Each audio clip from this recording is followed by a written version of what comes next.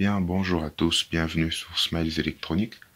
Aujourd'hui, je vais vous expliquer comment fonctionne un bistable. Je ne veux pas vous montrer comment réaliser, vu qu'on a déjà notre schéma et je suppose que vous le savez. Alors, moi j'ai déjà dessiné le schéma, on a deux transistors NPN, deux résistances RB2 et RB1, LED 1, LED 2, RC1, RC2. Pourquoi j'ai appelé ça RB2 et ça RB1 et pas l'inverse? Premièrement, si nous observons le courant va passer, va descendre, viendra se subdiviser là, on aura un courant IC, et c'est ce courant-là qui va traverser cette résistance qui viendra contrôler notre transistor numéro 1. Alors voilà pourquoi je l'ai appelé RB1. Alors au départ, on va prendre deux transistors complètement identiques, savoir on peut prendre le BC547B, c'est un transistor que j'aime beaucoup, transistor NPN. Alors, on a la même configuration donc avec ces transistors NPN. Ils sont pareils, c'est quasiment deux transistors jumeaux. Donc on a deux transistors BC547. Alors, quand on les met, c'est pareil. On prend deux résistances RB1, RB2 de la même valeur. On peut mettre même 40K, 47K, bon. Tout dépend de la série E12, tout ce que vous voulez. Des résistances même de 470 ohms pour la protection de nos LED. 470 ohms. Alors, qu'est-ce qui va faire assez qu'au départ, on puisse avoir une LED allumée et une LED éteinte? Tout simplement, imaginez-vous, vous avez deux jumeaux. Est-ce qu'ils seront identiques à 100%? Le taux de ressemblance pourrait être même à 99%, mais pas à 100%. C'est pareil en électronique. Il y aura un de deux transistors qui aura une légère différence au niveau de la résistance interne à la structure interne. Ce qui va faire, c'est que lorsqu'on alimente, automatiquement un va passer avant l'autre. Prenons le cas T2 saturé et T1 bloqué.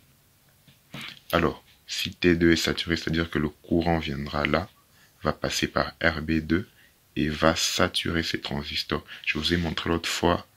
Si vous n'avez pas encore vu la vidéo sur le transistor, je vous invite à aller voir. J'ai essayé de représenter les transistors comme un interrupteur commandé. Quand ça sera fermé, on aura ceci. Voilà à quoi ressemble un transistor saturé, bloqué. Donc ici, on aura 0 volts. VCE sera égal à 0 volts, tandis que là, VCE sera égal presque à VCC. Ce sera dans l'ordre. Et à jamais sans intervention externe, ce transistor ne va se saturer. Voilà pourquoi on va faire une expérience. On va prendre un bouton poussoir qu'on va mettre de deux côtés.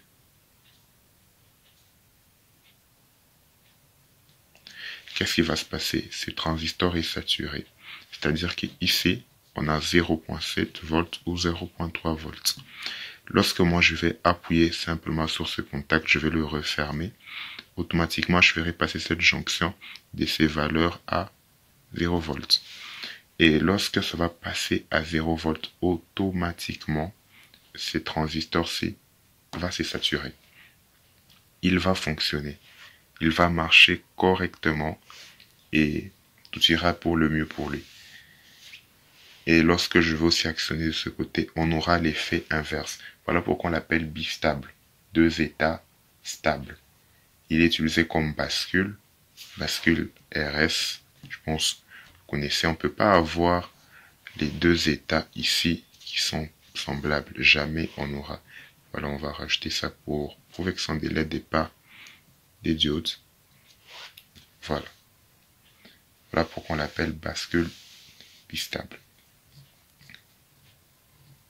Bien, merci à tous d'avoir regardé. Si vous avez des préoccupations et autres, tenez-nous contact et proposez d'autres projets. Et pour la version plus professionnelle, qu'est-ce qu'on fait à la place de ces deux-ci? On vous place simplement deux diodes d'aiguillage comme ceci. On les place comme ça, là. Et on va encore on va commencer à injecter des impulsions avec un monostable, un bistable.